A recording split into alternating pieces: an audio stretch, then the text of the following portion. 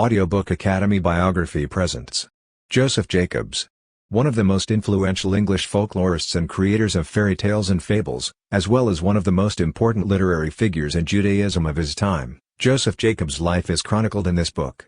It was said that Joseph Jacobs was a major authority on English folklore and one of the world's most celebrated storytellers during his lifetime.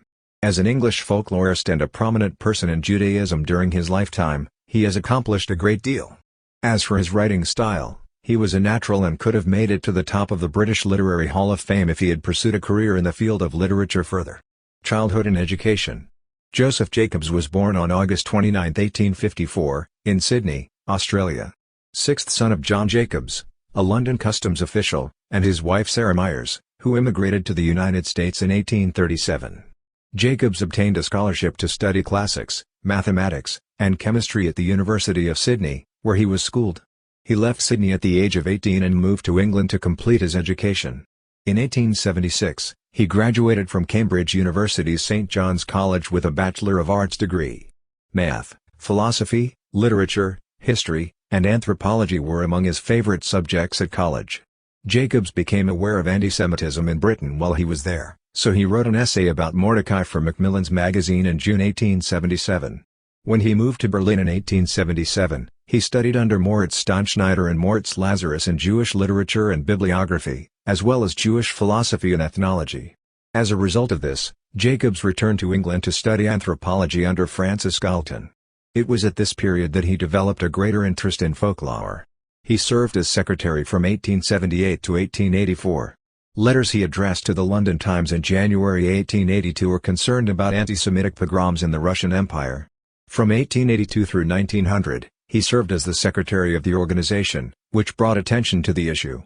As a member of the Committee on Literature and the Arts, he helped produce an exhibition catalogue with Lucian Wolff in 1887, which was held at London's Royal Albert Hall. Jacobs made a trip to Spain in 1888 in order to study old Jewish manuscripts in the country. He was made a corresponding member of the Royal Academy of History in Madrid when he was in the nation. On the issue of Russian anti-Semitism, he published The Persecution of the Jews in Russia in 1891, which was initially published in London and then republished by the Jewish Society for Publication of the United States in 1893. It was started in 1896 by Jacobs, who continued it until 1899, when it was taken over by others. He also served as the president of the Jewish Historical Society of Great Britain while living in the United Kingdom. At the Gratz College of Philadelphia in 1896, Jacobs gave lectures on philosophy of Jewish history to a group of students. A revised editor for the Jewish Encyclopedia, which included articles from 600 writers, was offered to him in 1900. To take on the challenge, he relocated to the United States. A few years later, he joined the Jewish Public Society's Publication Committee. Jacobs was also a professor at the American Jewish Theological Seminary in the United States while there. 2 sons and a daughter were born as a result of Jacobs' marriage to Georgina Horn. At that time, when the New York-based Jewish Encyclopedia hired him as its new editor in 1900, he made New York his permanent home. Career in writing. His anthropology training began in the 1880s at University College London in the Francis Galton Statistical Laboratory, where he studied under the legendary scientist. A pioneering figure in the field of Jewish ancestry research thanks to his 1891 work on Jewish demographics, including social and vital data as well as anthropometric measurements. For the Jewish Society for Publication from America in 1908, he was a member of a 7-person board that translated the Bible into English from the original Hebrew. In order to become editor of American Hebrew, he left his seminary in 1913. After his death, Book I of his Jewish contributions to civilization was published in Philadelphia in 1920. On top of that, he also edited a number of other books including Aesop's Tales, Grothian's The Art of Worldly Wisdom, Barlam, and Josaphat, 1001 Nights, Howell's Letters, and others. In addition to the Encyclopaedia Britannica and James Hastings' Encyclopedia of Religion and Ethics, Jacobs was also a contributor.